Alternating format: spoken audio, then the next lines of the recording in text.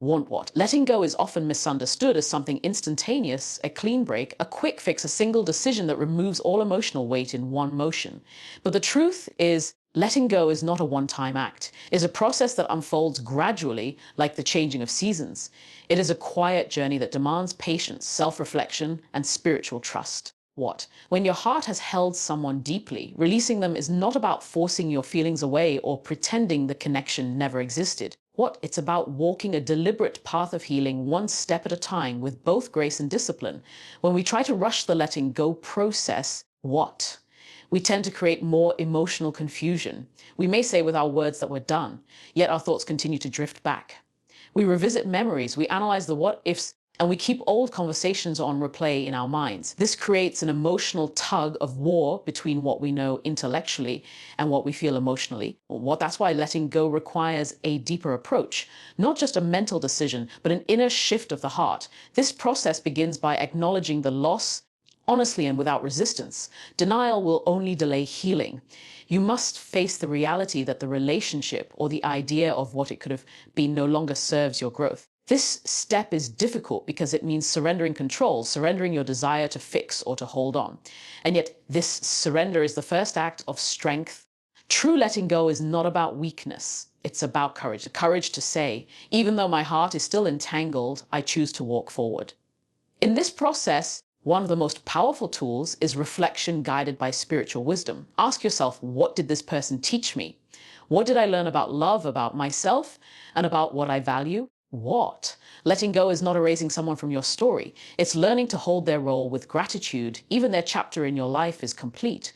You cannot change the past. People want what? But you can choose the perspective with which you carry it forward. That perspective is what shapes whether you are stuck in pain or growing through release. Want what? An important part of this journey is also learning to manage your thoughts. Emotional wounds often resurface when we allow the mind to dwell in places it no longer belongs. You must guard your thoughts. Train them gently but firmly, redirecting them from the past toward the present. This doesn't mean you suppress your emotions, it means you guide them. What? Like tending a garden, you remove what chokes your growth and nurture what brings life. Another key element in the letting go process is giving yourself permission to grieve without guilt. Too often people believe they should be over it by now. What? Healing isn't measured by a calendar, it's measured by the inner work you're willing to do. You may have moments of sadness long after the relationship has ended. What? That's okay. These emotions don't mean you're failing to move on. They mean you cared, you invested, and now you're learning to live without what once felt essential. What? That is no small task. Throughout this journey, spirit trust becomes your anchor. There are things about this connection you may never fully understand. Want what? There may be questions left unanswered, words unspoken, but you don't have to know every reason in order to release it. You have to trust that there's a greater purpose at work, one that may not be visible now, but will become clearer with time. Letting go is not just about moving away from someone. It's about moving toward peace, purpose, and wholeness. In time, as you remain committed to this process, the emotional grip begins to loosen. Once triggered tears begins to bring calm. What once felt like loss begins to feel like clarity. You'll find that day by day, you're carrying less of them and more of yourself. What? That is the fruit of slow, intentional healing. That is the quiet triumph of letting go. Emotional attachment can feel so powerful, so convincing, that we often mistake it for genuine love. But the two are not the same. What? And understanding this difference is critical when it comes to letting go of someone who is no longer meant to be in your life. Emotional attachment is rooted in need. It clings, it fears, it depends. Love in its trust form is rooted in freedom. It gives, it releases, it grows. And until you learn to separate the two, your heart will continue to be bound to someone even when the relationship is over. Often, emotional attachment forms when a person fills a space within you. Whether that space is emotional, psychological, or spiritual, you may feel like you need them to feel whole, to feel safe, to feel seen. This dependency can create a strong emotional pull that seems impossible to break. But that pull doesn't always mean love is present. It could be fear of being alone. It could be a habit of emotional enmeshment. It could be the comfort of routine, the security of what's familiar. When those things are threatened, the heart cries out, not necessarily for love lost, but for identity shaken. One of the challenges is that emotional attachment disguises itself. It wears the same clothes as love. It comes with affection, intimacy, connection. But love gives freedom to both people. Love allows space to grow, space to walk away if necessary, want what, and still blesses the other person's path. Attachment, on the other hand, clings tightly and says, I can't be okay unless you are here with me. This is why people stay in relationships that are unhealthy, one-sided, or long past their expiration date. Because they've confused love with emotional survival.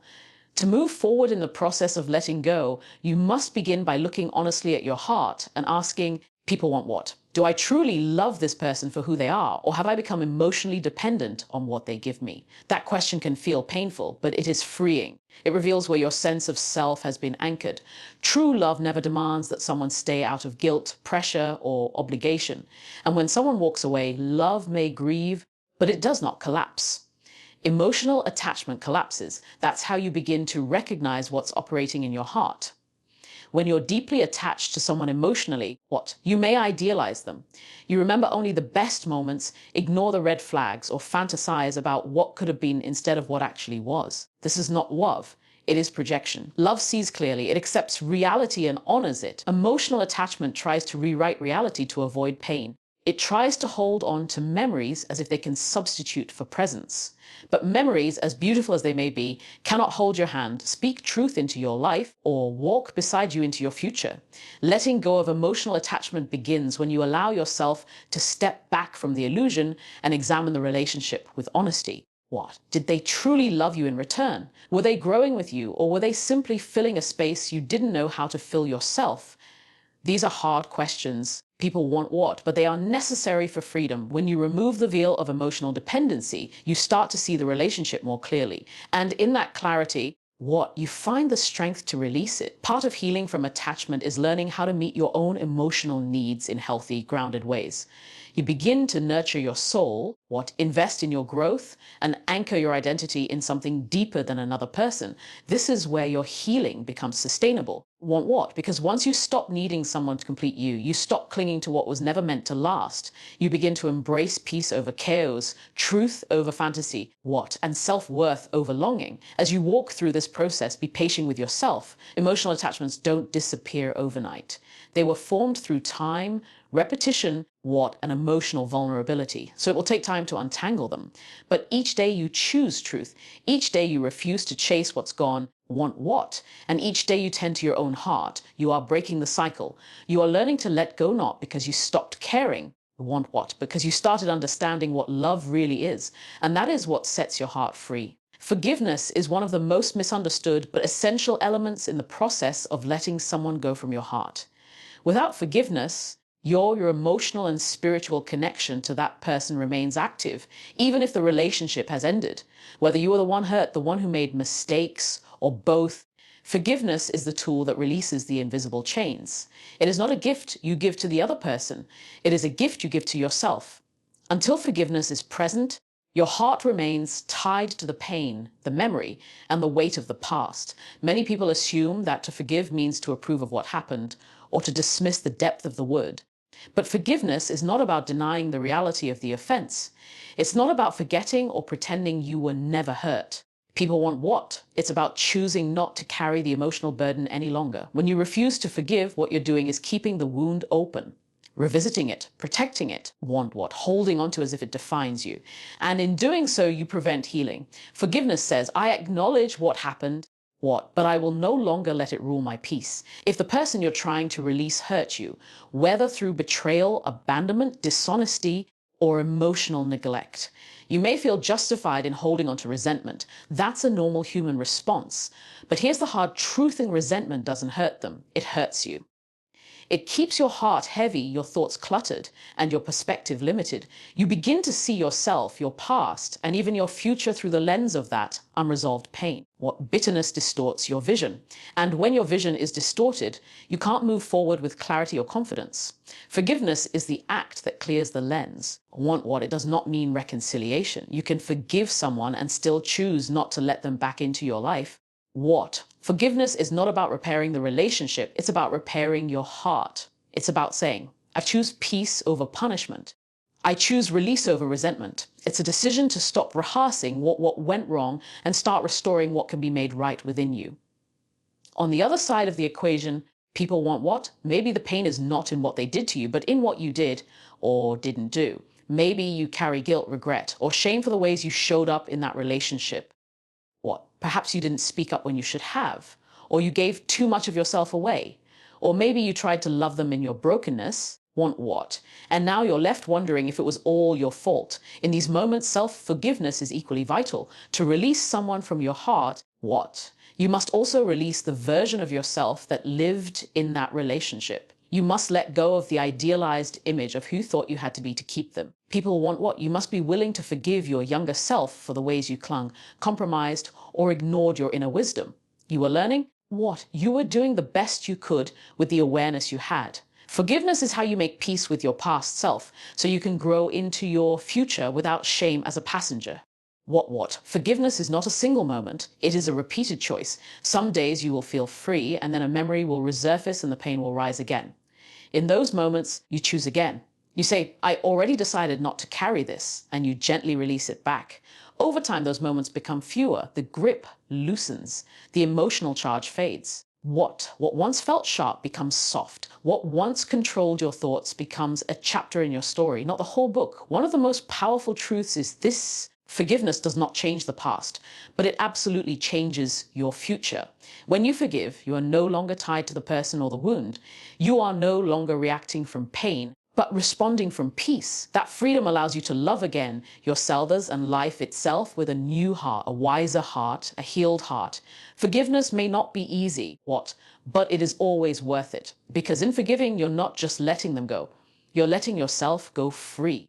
Letting go of someone you deeply cared about leaves a noticeable space inside of you, a silence where there used to be laughter, a stillness where once there was emotional movement. This empty space isn't just emotional, it's spiritual, mental, and even physical. What many people don't realize is that what you do with this space will determine whether you truly heal or remain stuck in longing and pain. The heart cannot stay empty for long. It will search for something to fill that void. If you do not fill it intentionally, with purpose, faith, growth, or connection, it will be filled by memories, regrets, fantasies, or even self-doubt. When a relationship ends, people often try to distract themselves to escape the silence. They throw themselves into work, hobbies, social media, or even rebound relationships. And while distractions may numb the pain temporarily, they do not nourish the soul. They do not rebuild what was lost or renew what was broken. What true healing comes not from avoiding the space, but from meeting it face to face and asking, what is this space calling me to become? That question is where growth begins. The space left behind is not just a wound, it is also an invitation. It's an opening to rediscover who you are outside of that relationship. Often, we build so much of our identity around a person, who we were with them, how they made us feel, the dreams we shared, that when they're gone, we feel like we don't recognize ourselves anymore. But that sense of unfamiliarity is not the end of you. It's the beginning of something new. A space that feels like loss can become the ground for personal transformation. You have to be intentional about how you fill that space. Start by turning inward rather than outward. Ask yourself what your soul truly needs in this season. Is it peace, direction, renewal? What you might find that now is the time to invest in parts of yourself that you neglected while trying to hold the relationship together. Maybe it's time to rebuild your faith, develop emotional maturity, pursue long-delayed dreams, or reconnect with your purpose. The point is not to fill the space quickly, but to fill it wisely. Purpose is a powerful healer. When you begin to pour yourself into something meaningful, something that aligns with your values and brings life to others, the H of what you've lost begins to shift. The focus turns from what's behind you to what's ahead of you. It doesn't mean you forget the person or the memories. It means you give your heart a new assignment. When your heart has something to live for, something to build, something to believe in, it no longer clings to the past. It moves forward with courage. But don't confuse purpose with performance. This is not about staying busy just to stay distracted. It's about aligning your life with something deeper than temporary comfort. It's about asking, what kind of life do I want to live now that this chapter has ended? That question can be both sobering and empowering. It puts the pen back in your hand. It reminds you that your story did not end with the loss. It simply changed direction. You may also find that this space is asking for community. When someone leaves your life, especially if they were emotionally significant. The temptation is to isolate, but healing often comes through connection. Surround yourself with people who speak truth, want what, who challenge you to grow, who see your value even when you don't. Be careful who you allow into that space. This is a sacred season. You don't need more noise. You need presence, wisdom and kindness. Over time, as you fill the space intentionally, you'll notice something. The person who once occupied your heart no longer has the same power over your emotions. You'll think of them less, or when you do, it won't hurt the same way. The space they left will have become something else, a garden, a mission, a prayer, a deeper version of you. That's the quiet miracle of healing. It doesn't erase the past, but it redeems the space it left behind. So don't fear the emptiness. Don't rush to cover it. Let it do its work. Let it open you up to what's next. Let it become the soil where something stronger, deeper, and more meaningful can grow. Because in the end, what you plant in that space will shape the next season of your life, and you get to choose what that looks like